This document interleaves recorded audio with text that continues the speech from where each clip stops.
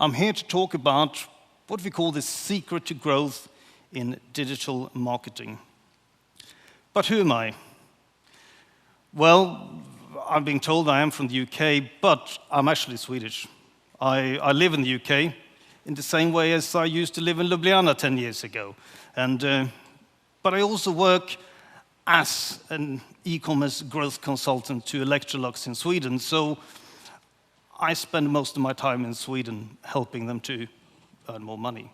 And yes, this is all run through the agency Poplar Digital, but for today, the most important thing is that I call myself an e-commerce growth researcher. It's basically my hobby. So, to best explain the idea today, I'd like to take you on a little journey. And this is the research journey of how I came across these kind of systems and how we can use this framework to grow. So, in the last 10 years or so, I've helped companies generate millions of euros. And during this time, I've noticed some common trends among the successful companies or marketing campaigns. And there are these specific techniques to grow their revenue, or whatever KPI it is. And I then documented these so that I could implement it over and over again. It's like a classic playbook, really. But therefore, my growth experience became systemized. I can take what I've done before, as I'm sure many of you do, and more or less guarantee growth. But what if I run out of ideas? What about the future? I mean, we're here to talk about future trends and so on. And I remember my boss saying things like, "Stefan, we need to grow with 40% this year. Can you write the plan of how to achieve it?" And I go, "Oh, yeah, sure." But I'm sure many of us has been in that situation. But how can I guarantee that a company grows? Because it is like predicting the future. Well, I started looking at growth hacking. It's something that inspired me. It was something I was doing anyway. It was very close to my way of working. But these legendary growth hacks they're like big headlines. You hear the top story, and here I got Airbnb because it's the most famous growth hack of all time, is when they create a little script into Craigslist in the US, and suddenly we're able to grow much faster than anyone else without having to put in the big marketing money. So I needed to know, how can I copy that? And the answer is, I can't. I can't copy it, but these opportunities come and go so fast, so it's impossible. But what you can copy is the hard work that goes on under the surface. So behind each of these hacks, because there are millions of them, of course, depending on how you define it, there seems to be a systemized approach to growth. So that led me to believe that everything was pointing towards this systemized approach. But I needed more evidence, because actually I needed help, because growth was not easy. It's true, it's not easy to grow. I mean, these shows we've seen here, they are the top things that come through. A lot of attempts fail. And paid channels are simply becoming expensive. Good, but expensive. You can't keep up with these social media platforms. Maybe you can, but I'm struggling with all of these ones, and actually there were a few more. If you're interested, you can go to the link. I'll share the presentation afterwards on LinkedIn and so on. So how is it that these big tech giants grow fast? I mean, some of these have become billion-dollar businesses in less than 10 years, and that's amazing. So it turns out most of them use growth teams. And these are cross-functional teams that solely focus on growth, on the one KPI that matters to that company. And these teams use a very highly organized system to function. And if you wonder who use these kind of teams, Here are some of the big examples that we know about. So, this was the proof I needed to believe I found what could be a possible secret to growth. And it's not these teams itself, but it is what they use to operate. And this is what we can copy, and this is what we can take from the whole of everything we learned today and put it into these systems to grow. So, it made me to believe that the secret to growth is simply growth systems. Big name, call it growth management, call it something straight out of a growth hacking textbook. Make it yourself. The important thing is that you have a system in place to focus on growth. Not just a campaign, not just a certain marketing KPI. Whatever is the most important to your company, have a system in place to make it grow.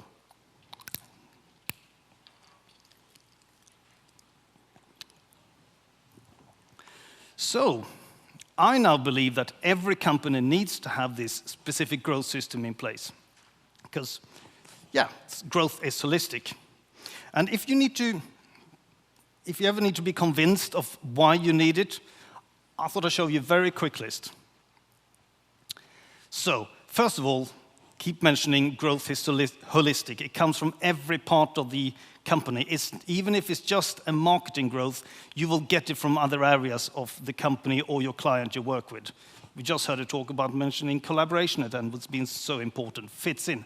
Mobiles and other devices, they change so fast. How do you know what is going to work for your campaign? What's going to work for your business? Is it search? Is it voice? You don't know until you've tested it. And of course, Google Ads and SEO is not going to continue to grow forever, and marketing channels, as we saw, just come and go so quickly nowadays. So, let me explain what is a growth system. It is a variation of growth hacking or marketing strategy. It is something where you test. You always have to test to discover, and you have to test to optimize. And what I mean with that is that you test if voice search works for you. You test if this kind of Google Ads is going to work for you, and you get results. But then also, you need to test if it's working. So when you found something that's working, you can test to optimize it. And that's a kind of classic A/B testing when it comes to a website. Always constantly run these tests, and you need to test in high tempo. This is something we'll get to very soon of how important this is. But of course, you need to have things to test. And therefore, you need to build up a big pipeline of ideas. And when I say big, you should have, I suggest, around 100 ideas listed, whatever it may be, simply ready to go. So I thought I'll share the growth system that I use when I walk into companies and help them grow their e-commerce as it happens to be. So, well, it's got the Poplar tree growth system on it simply because it runs through the company. And what you need is that you need to start to create a team that just focus on growth. And if you are a small company or a small agency, you can have this as a virtual team. Maybe once a week, you come together with new hats on, new roles. You don't have to go and hire people, but that time, you then just focus on growth. You then run what I call the growth hacking cycle, should be run every week or every other week, depending on what kind of business you're in. And then this needs to go fast. So we always support it with something we call speed analytics. So here are the steps of the growth hacking cycle. First of all, the pipeline of ideas. As I said, you need at least 100. Some people I know and been talking to, they say, oh yeah, we got 200, we got 300, so okay, there might just be an extra thing to have on the list. But the important thing is that you never come to a week and say, oh, what are we going to test? I don't know. You always need to have that ready. But as I said, you need 100 ideas. How do you get to 100 ideas? Well, there are systems for that, of course. You need to get the data, if that be from your analytics software or from other places, and you need to get your customer feedback. From experience working with e-commerce, you need to make sure that you always get data from a Net Promoter Score, the user surveys, usability testing, also work within the team, as mentioned before, cross-functional collaboration, speak to the developers. They might know some cool technique that's coming out and it's just enable a new feature. Or you might talk to someone who really knows the product inside out. There will always be new ideas. And of course, industry research from today. So it is then time for the growth team to assemble. And that's done in a weekly growth meeting. And the most important thing here is to prioritize which tests you launch each week. Then, of course, you need to share the progress on the ongoing test. You need to inform the team about the learnings from completed tests, because you always learn something. And when you learn something, you need to share that information. And then suddenly, your company or your agency is becoming better. And then you will come up with better and new ideas. So next, one of the most important things, test in high tempo. I cannot stress it more. On average, just to give a number to it, on average I suggest you should have at least 3 tests a week. That depends on your business and what kind of test you're running, of course. But there is a little formula here, and that is the faster you test, the faster you learn, and therefore the faster you grow. So you can simplify that with the speed of test equal the speed of growth. So the more things you can get in there, the more you can learn. And it's important to understand, because not all tests is going to be successful, and you can stand here on this stage and talk about how much you grew. Some of them is going to just flop, and it's going to say, well, that was terrible. But that is just as important, because imagine if you've implemented something that was going to flop. That declines your growth. So in theory, you have actually accelerated your growth by stopping the things that's going to go bad. So I'm talking about this speed that has to go, and that's difficult. And you have to constantly think of a way to improve the speed. And that is what we call the speed analytics. It's kind of a system in itself that you always try and figure out a way to do something faster. It doesn't mean that you do it worse, but I'll give you an example in the next slide, because we can go through this cycle, which you repeat now week after week. And then you need to support that with the speed analytics to make it go as fast as possible. Because imagine if you need to spend a week really analyzing the data of a test. Then you're going to have a big budget to be able to have that staff, to have that time. It just takes too long. So a quick run through for the speed analytics that we do. And otherwise, I will go more into this in the deep talk tomorrow afternoon. So in the speed analytics, we start with the most obvious thing ever, the KPI dashboards that we all go through on a Monday morning. But to show you how important it is, I have 30 minutes every Monday morning to understand 8 websites over 3 countries and then tell them what's going bad and what we're going to do to fix it. You can't do that if you don't have the data straight in front of you as you wake up. So it's very important. Then we get to one of my favorite things with a funny name. It's what we call a digital marketing logbook. It's a glorified annotation system, but wow, is it powerful. Because most of us digital marketers are very good at analyzing our data, as we've seen some great analysis of the situations here. But we often neglect the world around us. And what I mean with that is that we don't always know if, for example, the weather had an impact on our digital sales. It might be that our product is weather dependent, and therefore we might not remember what the weather was like last year that we're comparing it to. or your server performance. It might be that the server was a little bit slower, either last year or last week and so on. And you normally find it, you normally figure it out, but it takes a long time. So you can do this in many ways, but you see a little screenshot here from one of my favorite tools done by a small agency down in Barcelona, I think they are. And it's called Context. And you can, with an API, put in almost any data you want. And then it'll just add the annotations to it. So when you go through the weekly data and say, oh, hang on, we had a dip this week compared to last week, you can check, OK, was it the server performance? No. Was it the weather? No. Was it the sports event? Oh, hang on, there was a big sports event that explains it. And then you save time, so you don't have to spend that time analyzing it all.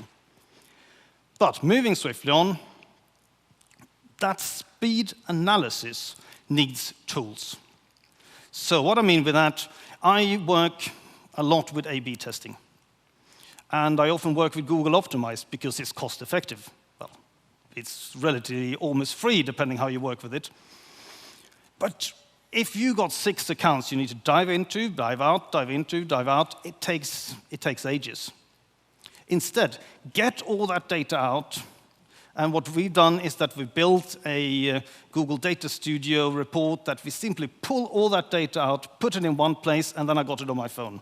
So I can check after this meeting, OK, are we doing OK, or is it anything I need to kill? Super important, or I'm going to spend all day just diving in and out of tools. And the same thing then, when you go into actually analyzing your tests. I said you can't spend a week of analyzing these tests. Taking the example of an A/B test, which is one of the most things we do for digital marketing. Most of the tools tells us this test works with a maybe 95% probability rating. I think, great, fantastic, but why did it work? And then you start diving into, was it the device, was it so on? Wouldn't it be amazing just have a little quick dashboard where you can see everything and then just flick which test you're running? And then you got the answers, and you're out. And that's what we mean with all these speed analytics. It's simple, but if you bog down all week with just spending your time not getting to do all the creative stuff, you're not going to grow as a company or an agency. So, actually, we just covered that one. I'm one step behind. There is only one thing left, and that is the 5 things to remember for what I believe is the secret to growth. It is these growth systems that you need to run week after week, and those are the 5 things that I believe you need to have in it. You need to assemble a growth team so that people really focus on it. You need to have that big pipeline of ideas. You need to test in the high tempo, because remember, speed of test equals speed of growth. And you need to support that with speed analytics, and then we're back to where we started. All this feeds into a playbook, where new, proven, successful systems, because you've tested it. And that's how you can guarantee growth.